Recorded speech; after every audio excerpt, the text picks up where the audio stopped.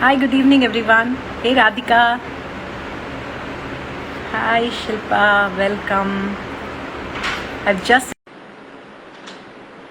Guys, are you able to hear me? Because I feel like there's like a lag.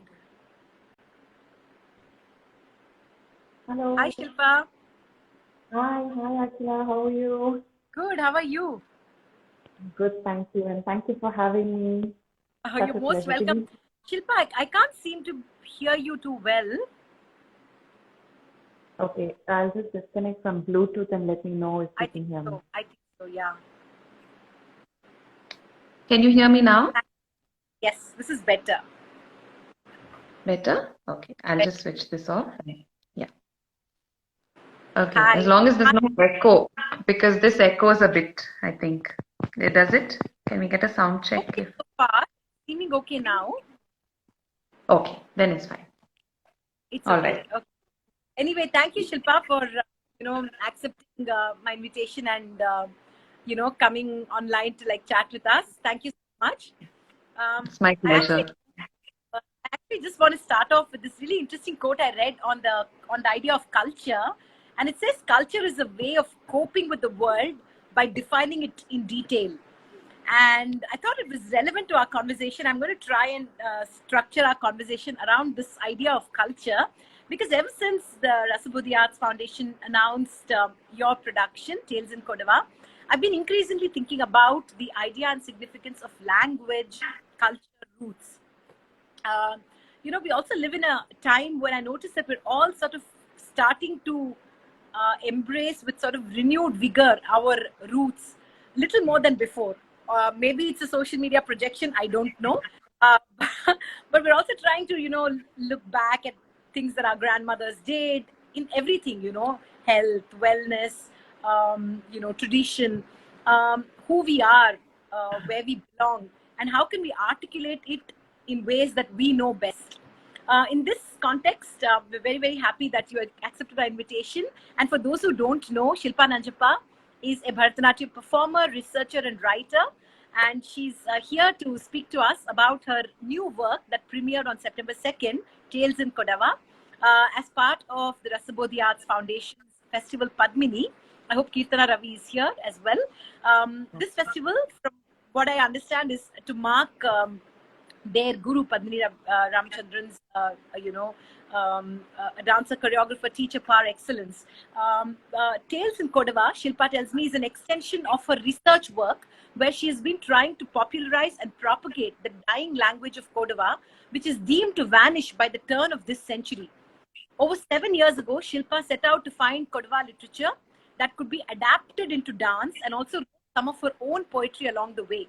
On being awarded the central government's prestigious junior fellowship in 2020, Shilpa's work found the momentum it needed, and has now unfurled as Tales in Kodava for the festival. Just a week ago, Shilpa, I want to tell you that Radhika Shetty, who's also here incidentally, taught a group of registered participants a Tulu poem. And I chatted with Radhika as well, and I just thought it was so beautiful because as a dancer who's based in Mangalore, she picked the language that she speaks and thinks in, and articulated the voice of a lesser known poet and brought it to mainstream Bharatanatyam. She not only, I thought, gave it status and access, but also added a piece of her culture to the language that she knows. So let me firstly start off, Shilpa, by asking you about what it is for you to dance to or in a language that you speak and think in, and how does that, if at all, shift the way you respond to your dance. Could we start off asking you about that? Yes, definitely. Thank you. Thank you so much, Akila, for this beautiful introduction. And you've been very generous in this whole description. Um, to talk about how I feel when I'm dancing to a language that I'm extremely comfortable in, the main thing that comes into mind is the lyrical intention of the poetry that I'm going to be presenting. So I understand the intention like that. Okay. There is no guesswork involved, or there is no hesitation when it comes to, oh, could this be the subtext? Could this be interpreted like this, etc. So it's just I'm at home. and I know that this is it. There is no other way to interpret this.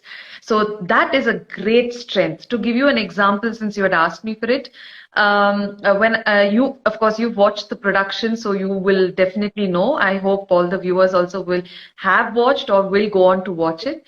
When I presented the first dance, the Kautvam, you saw that there was a dance off between Mohini and Bhasmasura. And when that was there, there was a line saying, Bhasmasuranu, Asuranu, that means even the Asura, Earl art Adichi. Earl means 7. Art is dance, and Adichi means he danced. Now, literally, it means he danced 7 dances. But in Kodava language, it's a figure of speech. It's like an idiom, saying that he also tried his hand at it. He also kind of, the best that he could do. It's not that he literally did 7 dances. It is just a matter of coincidence that actually in the historical books that Mohini came and presented 7 different styles of dancing. So it just kind of merged that, this is coincidentally, like we say, okay, come and please say 2 words. And it just coincidentally suited this thing but I knew it because it is in my language and I'm used to that figure of speech. So this is just one small example. Like this, there are many instances that I have felt and it's more comfortable for me to do it. Yes. Right. I was also thinking, Shilpa, as you were speaking now, it just suddenly struck me that this was also the first time that I, as a, my mother tongue is Tamil, and we've heard Sanskrit texts and Telugu and mostly languages in which, correct me if I'm wrong, Bharatanatyam is we watch Bharatanatyam unfold in these languages. Yeah. So I was just thinking, for once the dancer was really comfortable in the language that she belonged in, and audiences had to access it, right? Yes. Yeah. This is the other way around. Yeah. Actually, where we were also trying to, I was, because I have roots in Mysore, I was also trying to see if there were any Kannada words that were in between, and I was trying to kind of understand, but I also noticed that you have interesting subtitles for people to be able to access text, and I think that's a really interesting thing that you've done. Thank you. I want to ask you, Shilpa, next really about what was the trigger. From what you told me, you said that this is an extension of a research project that you had begun. And I want to ask you, what was really the trigger for this research? Was it like one eureka moment you had when you wanted to do this, or did it sort of build up over time? I want to ask you a little bit about how the idea struck you, because this is a big idea, to do what it takes to preserve a culture in the framework of Bharatanatyam. So what was the trigger for that? Yes, most definitely. But there wasn't just one moment. There were actually quite a few moments that gathered up, and it was kind of an organic development. See, as far as taking a Kodava composition and dancing to it is concerned, I started doing that when I was 10 years old. Okay. So this is not at all a new thing in that sense of the word, of, okay, fine, adapting it, preserving it, popularizing it.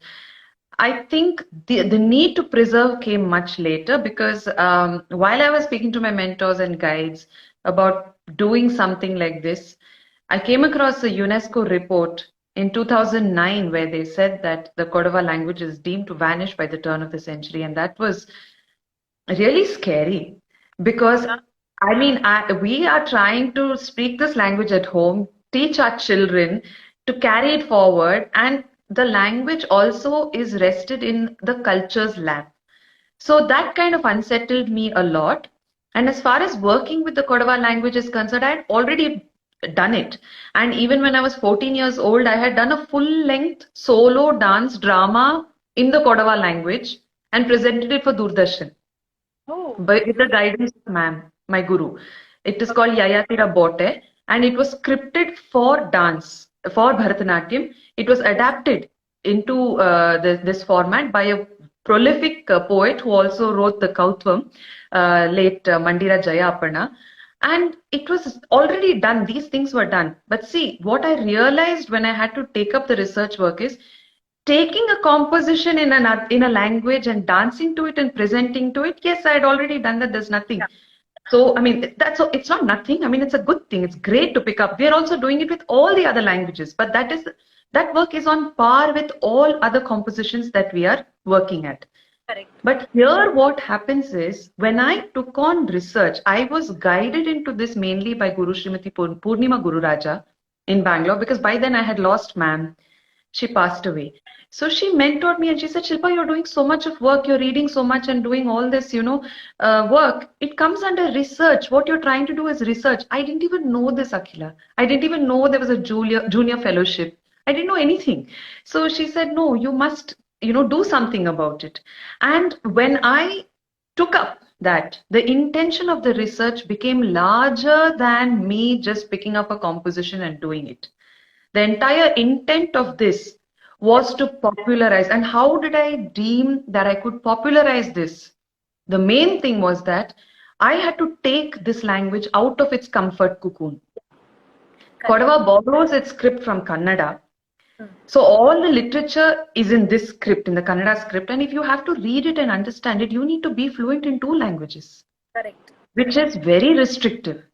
I'm a sort of a polyglot, but it's too much to expect out of especially the present younger generation. So the readers were dwindling, the popularity was dwindling, and you have wonderful literature which nobody can read. Then how will they even get to know what is our folklore? It again came back a full circle despite having literature to again becoming an orally transmitted tradition, which I had a big problem with. And I said, no, and not just for the Kodavas. This had a 2-pronged approach where I said, yes, by doing this, it is going to popularize Kodava language itself among the Kodava people, because even within our community, the speakers are dwindling. So I have scores of my friends whose children don't know a single word of Kodava. Hence the subtitles, because even the diaspora, everybody can relate to it and they can just pick it up like that. That was an intentional addition, the subtitles. And again, the second pronged approach with this was that to take it out of the comfort cocoon and make the language reach places where it has never even been heard before, also called as medium of Bharatanatyam. And that is my language as well. Bharatanatyam is my language, my vocabulary. I'm fluent in that as well. So I just knew that it was meant to be. And it was organic and it just happened. And I'm very grateful for all the response and encouragement it has received thus far. No, fantastic. Shilpa, you may have answered my question, but my next question was really about, was the research project, always connected with the idea of dance? Meaning, did you always, when you started the research, did you know that it had to finally sort of, I'm not saying that the culmination of it, but in some sense extend into dance and not just as a research project, so to speak? No, the research project was awarded in the field of Bharatanatyam. So definitely in the field of dance itself. And that was something that I was comfortable doing. It is where I was already proficient of adapting such compositions, kind of scouting out the perfect compositions for dance. For me, the thing was in its own cocoon. How much ever I research about the language or the literature, it would still remain in the cocoon. For me, it was to bring it out of there and give it in a medium which is even more popular, which has a more greater global reach. And that is definitely Bharatanatyam. And now the intent through the course of the research has changed a lot. It has come up to such a thing where I'm so happy that it's not even just restricted to Bharatanatyam. Any classical practitioner can take up these compositions. Any form of classical music or dance can use these compositions. They can sing it, they can dance to it. A Kuchipudi dancer can take it. A Mohiniyattam, should they wish to, can adapt. It's gone beyond those boundaries as well. And it has ceased to become only a part of this one small thing that I intended to do. And I think that gives me great joy. No, that's fantastic. In fact, Rekha is here from Bangalore as well. She's a Mohiniyattam dancer. And probably said that, it can sort of cut through, it's sort of, what do they say, genre bending, so to speak, right? It can be adapted across. I want to ask you, Shilpa, really, do you think you'd use this beautiful word, attempting to bring the fragrance of the Kodava culture And I want to ask you, by attempting to bring the fragrance of Kodava culture to Bharatanatyam, a form, like you rightly said, has fans, followers, and audiences across the world. Do you think that you have the possibility of playing a role in the preservation of this culture? Do you also see yourself as playing that very, very crucial role? That I hope so. I yeah, hope so. I mean, I do, and I did envision it in such a way. I kept telling everyone that if my work prolongs this dying out even by 10 years, I will be very, very grateful. You know, yeah, it is going to encourage people to sit up and listen, sit up and watch.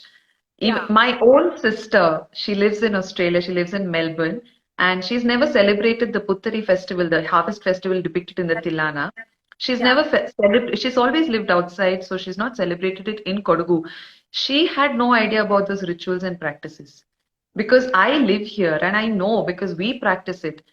She's also, my own sister. So you can imagine the culture gap. So if I can bring these things into the homes of so many people where they can relate to it and kind of, it makes it relevant. It piques their curiosity. They might go and ask their grandfather, their mother, what is that? Now, what is Merikato? That's enough.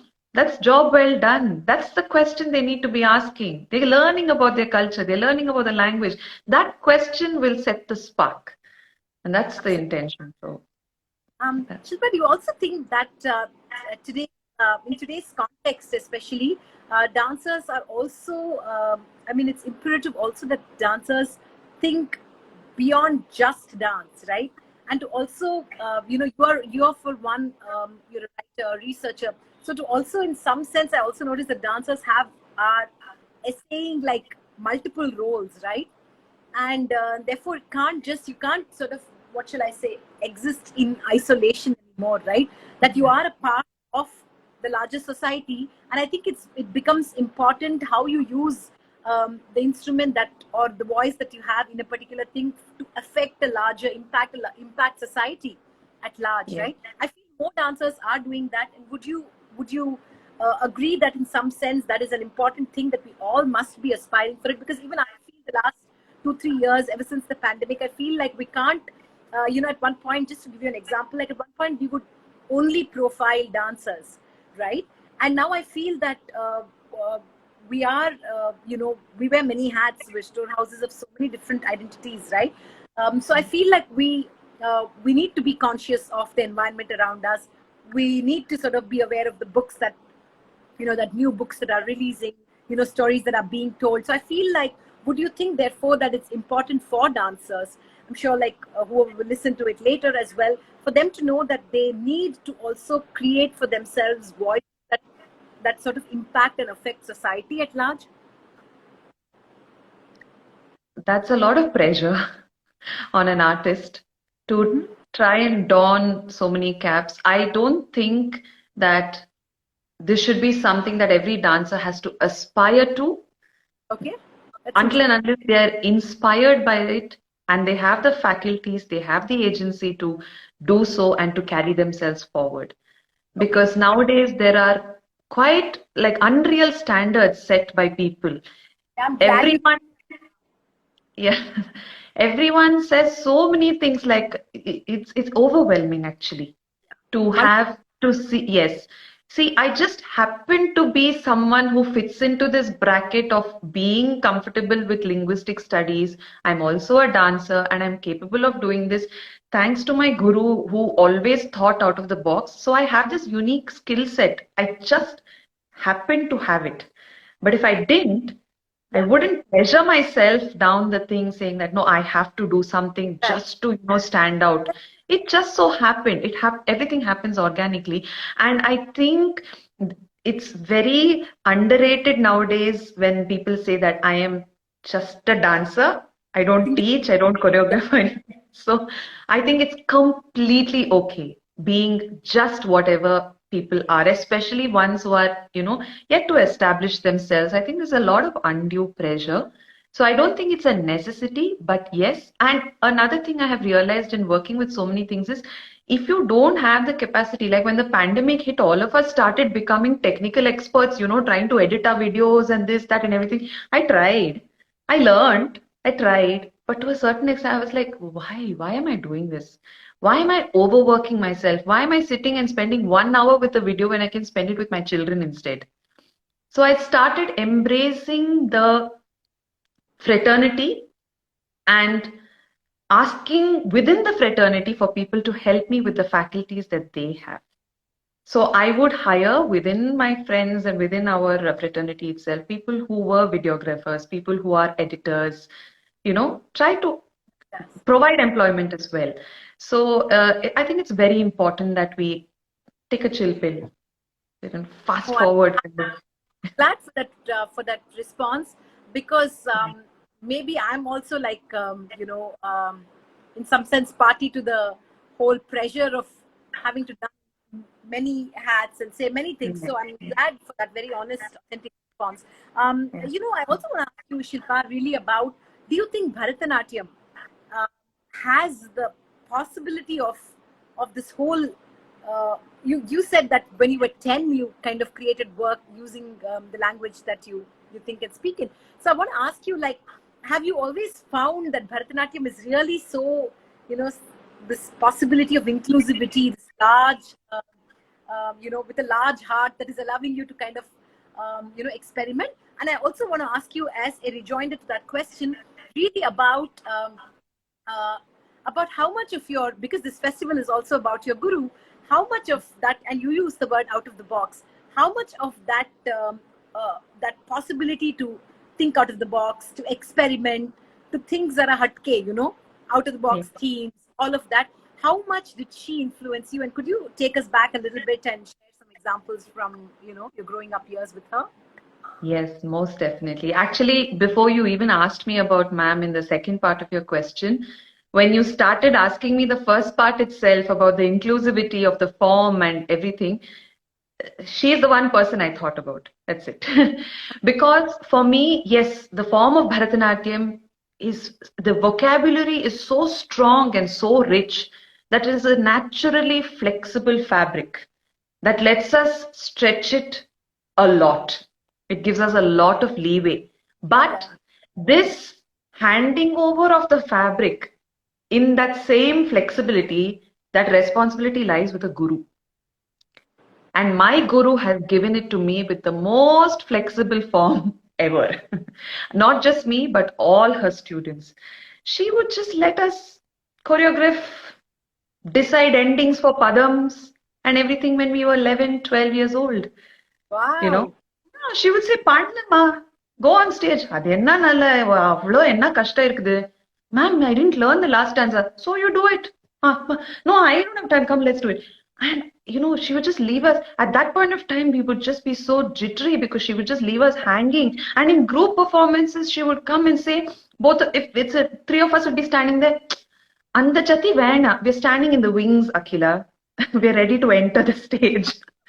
அந்த ஜதி வேணா இது பண்ணிடுங்க. And we'll just be like, what? There are three of us. How are we going to do this? And we would pull it off. We would just do it. Because that's how much she pushed us to exercise our minds. And she was really far ahead of her times. 40 years ago, more than 40 years ago, she would create secular works. She would talk about, some project called Tree of Contentment, where she showed each part of the tree carrying the different navarasas. And she brought it in such a secular, thematic kind of work, which, when you see it today, you're like, oh, wow, this one's creating the. So for me, for all of us, actually, we're like, wow, ma'am did this so many years ago, and we never really thought much of it. So it was just a very organic kind of a process for all of us with working with her, because she pushed us to do all these things. It never felt forced. She inculcated this within us, and it's a beautiful, beautiful thing which I'm extremely grateful for. So more than the form being inclusive, a guru makes it inclusive. A guru gives you that freedom to to really make it inclusive and take it forward. So if not for her guiding me the way she did and giving me this pedestal of her training, I wouldn't have been here today. Not at all. Right. No, that's beautiful. I mean, truly, I mean, um, yeah, the guru giving you the freedom. That's such a like a fantastic point. Shilpa, I'm going to ask you a little bit about, I watched the work today and truly enjoyed it. So congratulations on creating this production. I want to ask Thank you. actually, honestly, as a lay member of the audience, I really also enjoyed your commentary in between, because I thought that that was so like interesting and insightful, because it also allows people like me who are not necessarily very familiar with Bharatanatyam to access the work just a little better. And also, I thought that you had um, I thought you had also like beautifully juxtaposed so much of like real life, all that we're going through with these larger, big narratives. So, for example, in your work, Conversations with Shiva, am I right? Is that what it's called? Yes. Yes. So you link the whole idea of breath, am I right? And the whole idea of I think that commentary begins with the word stress, and that really caught my attention. I was like, oh my god, like this sounds familiar.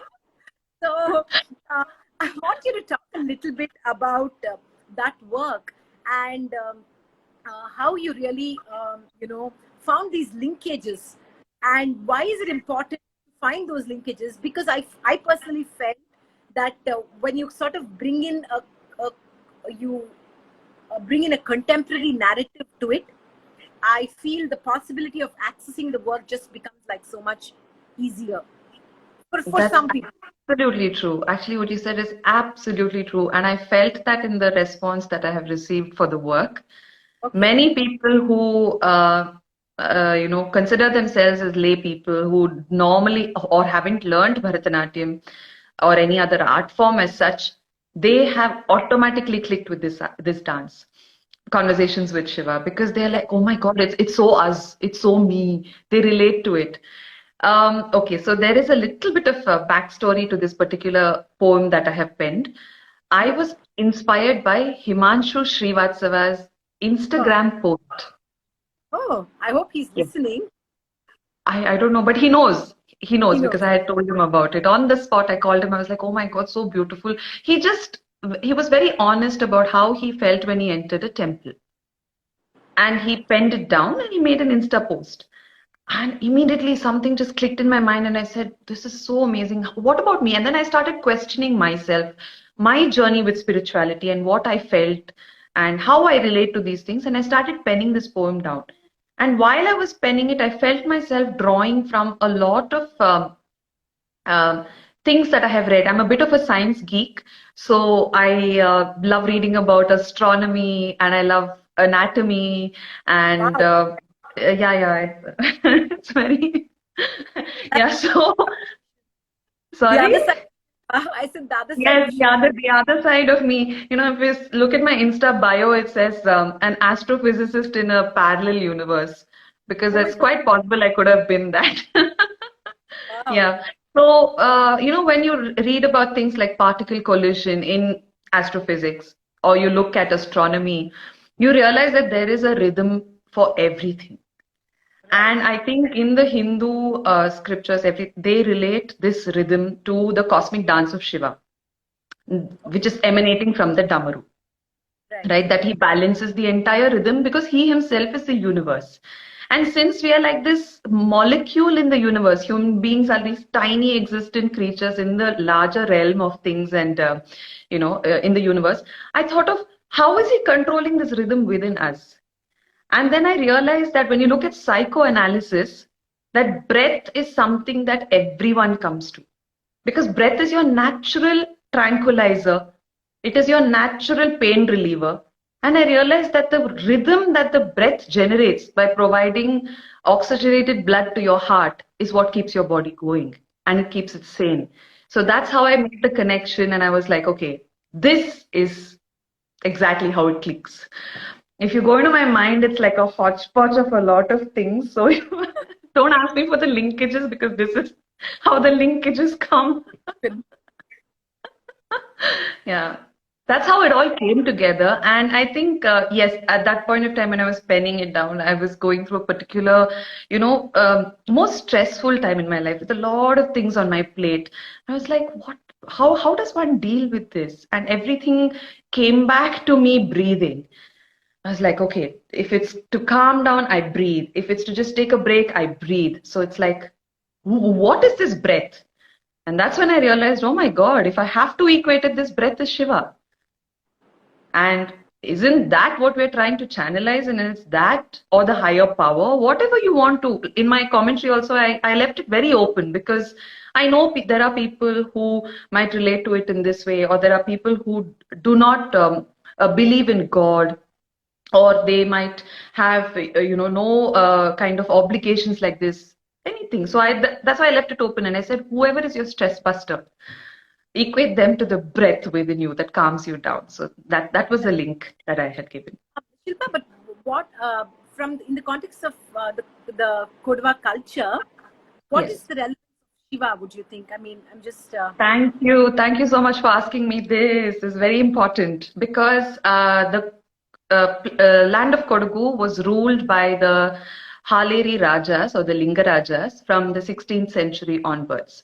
And they have when they went out of Kodagu, when the Britishers came in, uh, they left behind a total huge scattering of Shiva temples, Ishwara temples, and Bhagavati temples, which even exist till date.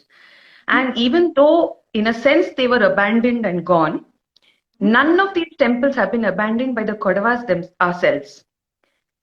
Priests still carry out pujas, and even the Kodavas also visit these temples and pray. Even though we are nature worshippers and ancestor worshippers, we don't need to do that. But I think the people are so accepting and just generally happy folk, who just want to keep things going. And they encourage this. So that is there in our psyche. And the influence of the Lingarajas ruling over this place also has seeped into some of the cultures that the Kodava people practice, even to this day. For example, the bride and groom, just before, after they get, they have a bath and they get dressed as the groom and the bride in their bridal attire, we apply the vibhuti like this, the vibhuti on our forehead. That is actually, it doesn't fit into our practices as such. correct. And it is definitely something that is just inspired by the Lingarajas who had ruled over Kodagu for quite some time. So it is because of this, that's how I drew the relevance and brought it all together. So there was a relevance. I mean, it came together. What I was thinking, my own approach, my with the intellectual part of it, plus the practices over here. So, and it tapped into the psyche because even towards the end of the composition, it just kind of tells you about the no fuss relationship that Kodavas have with their God, whoever they consider as God. Very simple.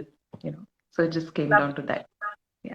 Lovely. There's one thing, Shilpa, that just suddenly struck me actually was you talked about how the Kodavas are essentially, and you say this right at the beginning of the production, they're essentially nature and animal worshippers.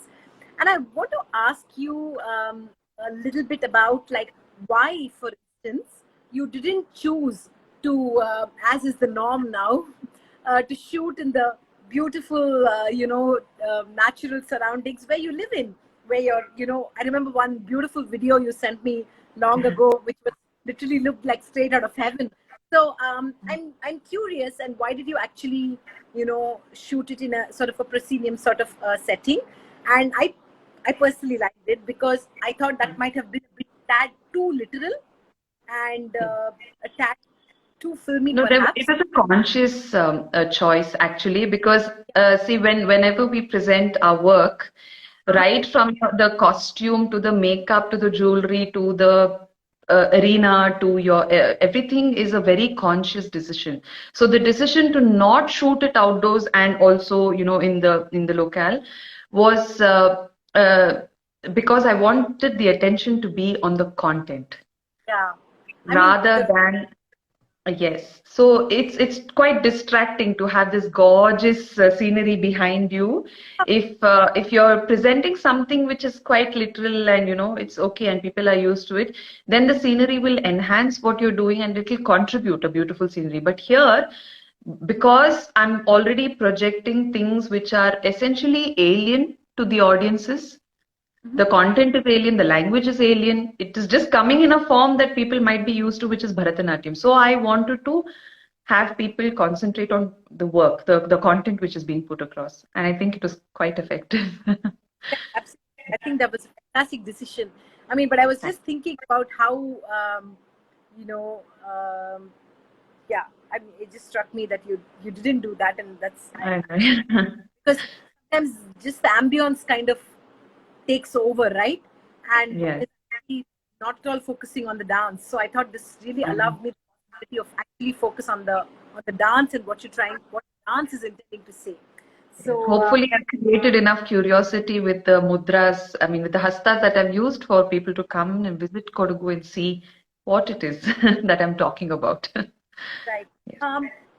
Should want to ask you a little bit about, let's say, like a whole bunch of people from across the world, and I hope many people watch this, have watched it or will watch it in whatever way that Alap can support it. We've sort of, we're giving a shout out to the Rasabudhi Arts Foundation and asking people to go to the page, get tickets. But I want to ask you a little bit, Shilpa, about what happens to works like these. You create this work, great, and you're sort of really doing whatever it takes to preserve, propagate, make the culture accessible, create curiosity, bring communities together. But then, like, how I'm curious about how can what next is what I'm wondering. And I'm wrong, very glad you asked me this.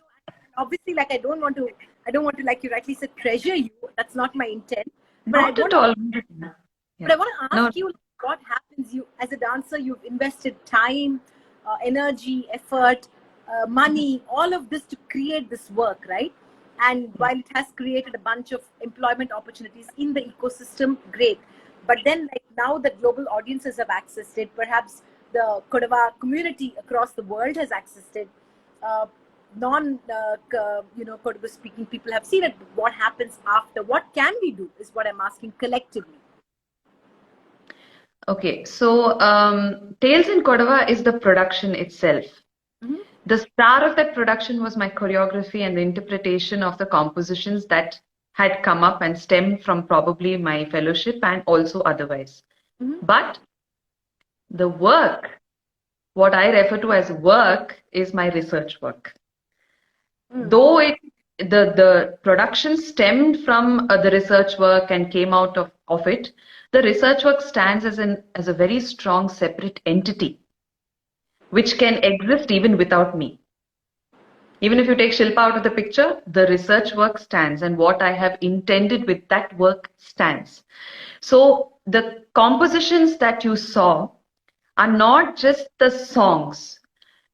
And I spoke about this even with the post-performance talk that was held in the thing, which viewers can also access. It is still available. Yeah. That when I created, for example, the Tilana was composed by me. It was written and composed musically by me. If another dancer wants to use it, I'm not going to just say, okay, here, take the Tilana and go. So what work have I done towards it? I have musically notated the Tilana so that any singer anywhere can pick it up and put talam and sing it. It's in Riti Gauda Raga, as long as they know how to sing it in that raga. For the Sahityam part, which contains the words, I have given the word-to-word meaning, the sentence-wise meaning, the stanza meaning, and the entire context, the entire paragraph, I have explained it with transliteration legend, which symbolically, phonetically gives them a guide to pronunciation. Additionally, I welcome people to ask me for an audio communication to guide them in pronunciation as well, which I'm happy to give. Yes. Apart, the phonetics also will guide them amazingly well because a lot of painstaking work has gone into it. Now, this is the basic thing that you will see.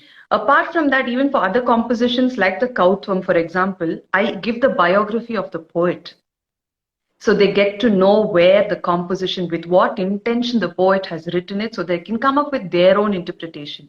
And with each of the compositions, the sentiments of the ethnography of the Kodava community, how you could possibly hurt the Kodava community if you interpret it in whichever way, the salient features about the rituals and the practices and the history of the Kodava community, and a general guideline towards the interpretation of the composition is given.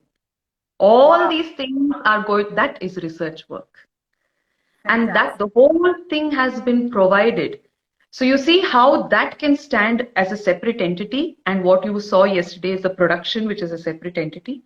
So there are these two different bubbles where somehow it's like a Venn diagram, it merges, it meets, but I'm very happy to state that after meticulously putting the work together, and even in future, I'm going to take up this work, whether there is a fellowship or not, and I will be creating this, early in our conversation, you spoke about the details, right? Yeah. You said the details. So I'm extremely particular. Yes, I'm extremely particular about the details, because the more information and the clarity with which you provide, information to a dancer to create, the lesser possibility for misrepresentation or misinterpretation of the lyrical intent and the content of what you're giving them. So that is the amount of work. So that, like I said, this is why it is so different from the work that I have done as a 14-year-old, as a 10-year-old, just taking up a composition, just dancing to it. No, there is a lot of work involved behind this. And it wasn't for me. I am just a small modicum of, what comes into it. This has to surpass me. And I do not want to claim that, oh, this is just my work, that is, no. I want the entire dance fraternity to feel like this is up for the taking. Please use it. And that is next. Use it, take it, propagate it, dance to it, bring out your own interpretations. I am here for whoever needs me to, just to guide them in case you're stuck somewhere. But it's all ready. It's there. It's up for the picking. I fantastic, Shilpa. Firstly, that this is phenomenal amount of work, and I just want to say that this is like true generosity of spirit, in the work that you've done. So congratulations on that. I just want to wrap this conversation with one last question, Shilpa, which is really about the fact that you live in Coorg. Does that, because you're really in the heart of the culture that you belong in. For example, if you live away, do you feel that fact that you live has sort of also made you more attached to it, in a sense that you actually live it with more awareness and consciousness, and with sort of an intention to actually pass it on to your children, to actually make sure that they speak the language, versus your sister, you use that example, who lives in Australia and is probably far removed from here, right? Do you think that that is in some way gives us an advantage, to sort of connect deeply and with more intention with our culture? I understand what you're saying, and personally for me, I don't think it has worked that way, because what happened in Kodagu is, because of the colonial impact, over here, many people started admiring the colonial way of living, and especially in the affluent classes, they completely didn't, let go of the culture.